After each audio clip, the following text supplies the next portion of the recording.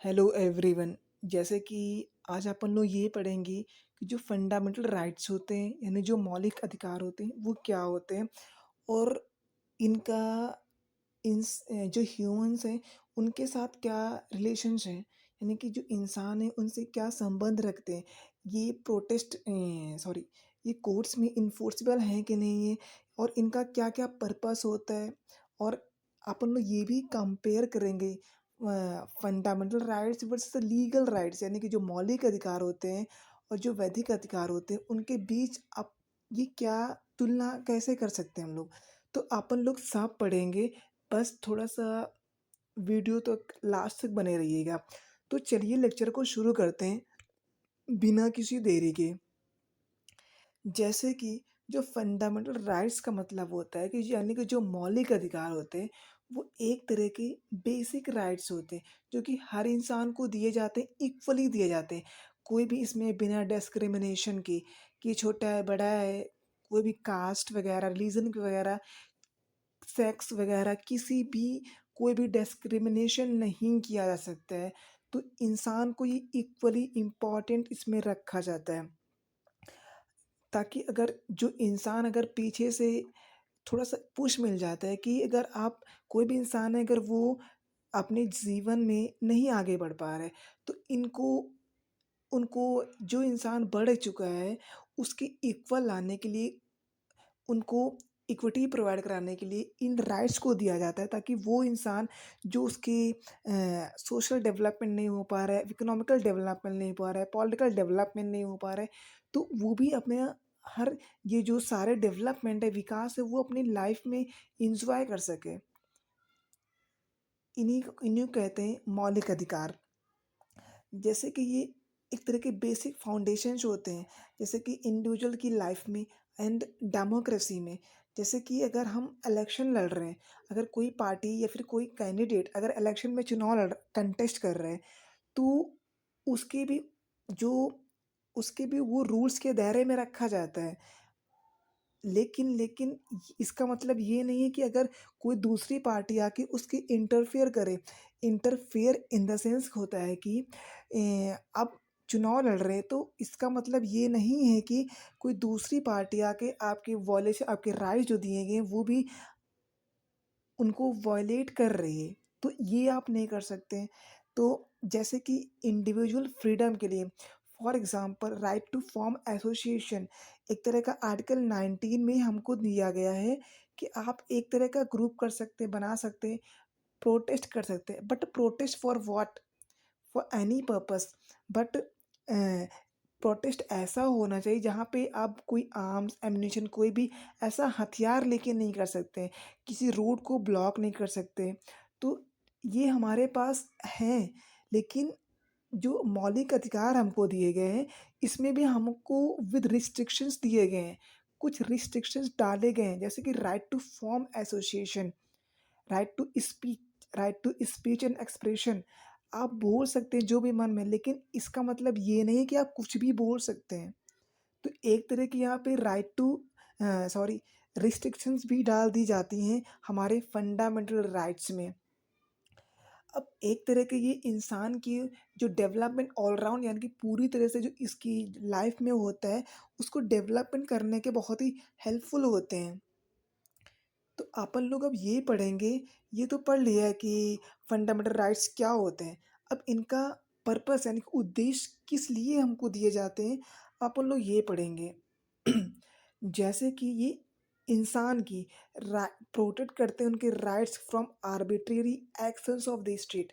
अगर इसका मतलब ये होगा कि अगर इंसान कोई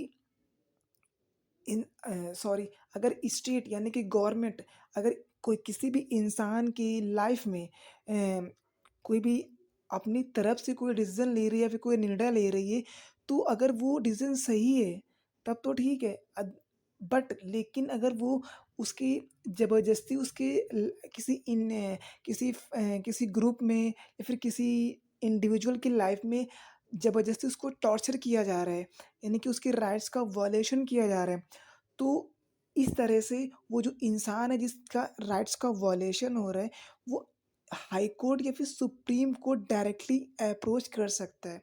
वो उधर डायरेक्टली जा सकता है कि हाँ, मेरा ये फंडामेंटल राइट्स का वॉलेशन हो रहा है।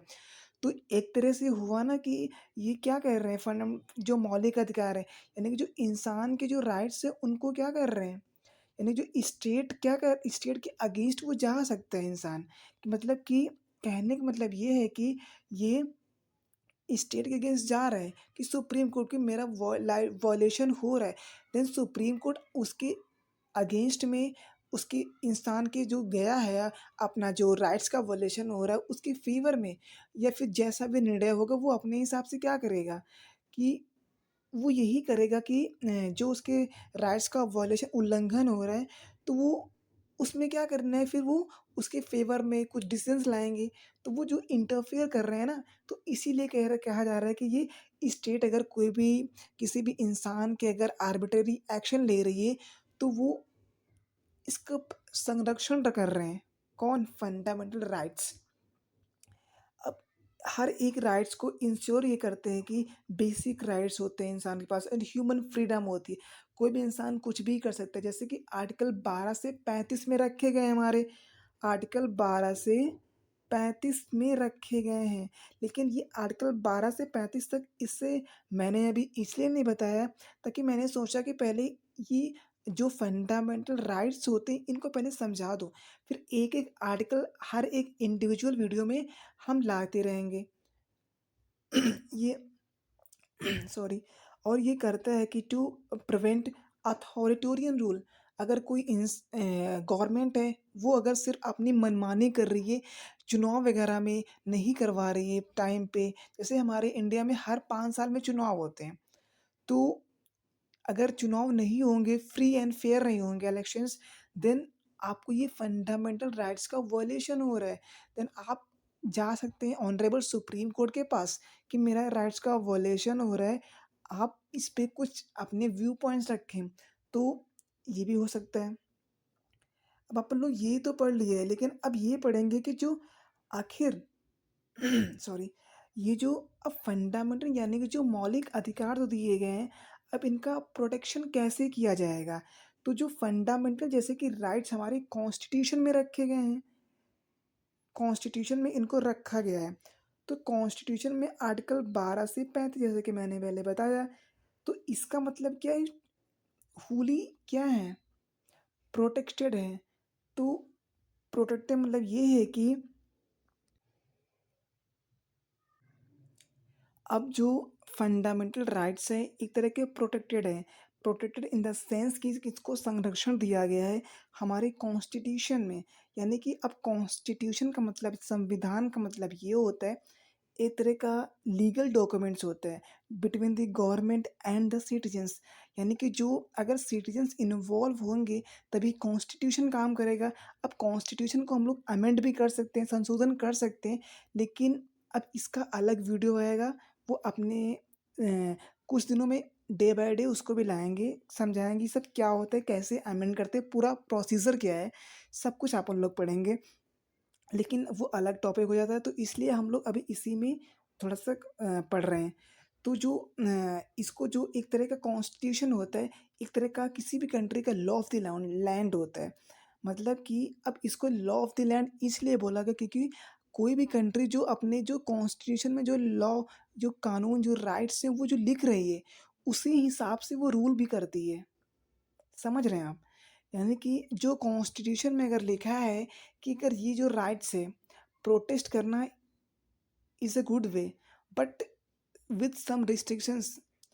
इसमें प्रोटेस्ट करने एक अच्छी तरीका है, बट कुछ इसमें भी रिस्ट्रिक्शन, बाधाएँ डाल दी गई, तो आपको उसी हिसाब से रूल करना होता है। और ये है कि इनको हम इन्फोर्सेबल बाय द कोर्ट्स होते हैं। अब इन्फोर्सेबल यानी कि कोर्ट्स को हम डायरेक्टली अप्रोच भी कर सकते हैं, और कोर्ट हमारे किसी भी राइट्स में अगर वॉयलेशन हो रहा है फंडामेंटल राइट्स का, तो वो सुओ मोटो एक्शन ले सकता है।